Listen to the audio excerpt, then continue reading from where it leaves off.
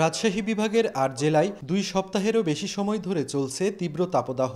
প্রচণ্ড খরতাপে পুড়ছে প্রকৃতি। ঠাঠা রোদে তপ্ত কড়াইয়ের মতো তেতে উঠছে পথঘাট। তাপমাত্রার পারদ ছুঁয়েছে ৪৩ ডিগ্রি সেলসিয়াস। বগুড়ায় গরমের সঙ্গে পাল্লা দিয়ে লোডশেডিং বেড়ে যাওয়ায় চরম ভোগান্তিতে পড়েছেন শহরবাসী। এক সপ্তাহ ধরে প্রতিদিন ৫ থেকে ৭ ঘন্টা থাকছে না বিদ্যুৎ।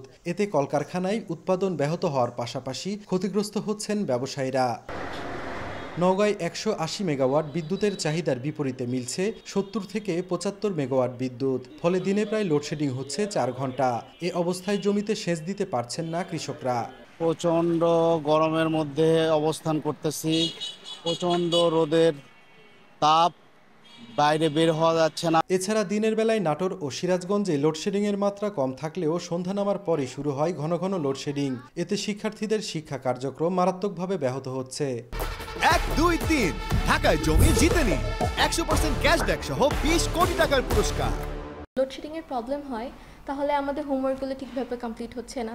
সো আলটিমেটলি এটার জন্য আমাদেরকে অনেক প্রবলেম ফেস করতে হয়। লোডশেডিংয়ের কারণে ওরা গরমে অতিষ্ঠ হয়ে যাচ্ছে। আমরা তো অনেকটা সংকীর্ণ যে আমরা কিভাবে বাচ্চাদেরকে পাঠিয়ে বিদ্যালয়ে পাঠাবো।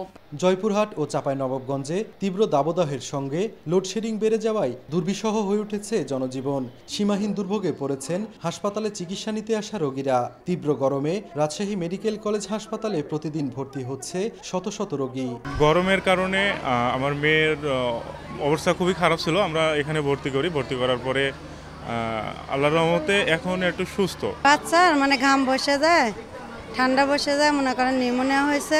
রাজশাহী নগরীতে খুব একটা বিদ্যুৎ বিভ্রাট না হলেও বিভিন্ন উপজেলায় ২ থেকে ৩ ঘন্টা লোডশেডিংয়ে হাঁপিয়ে উঠছেন গ্রামাঞ্চলের মানুষ। সাইফুর রহমান রকি, সময় সংবাদ, রাজশাহী।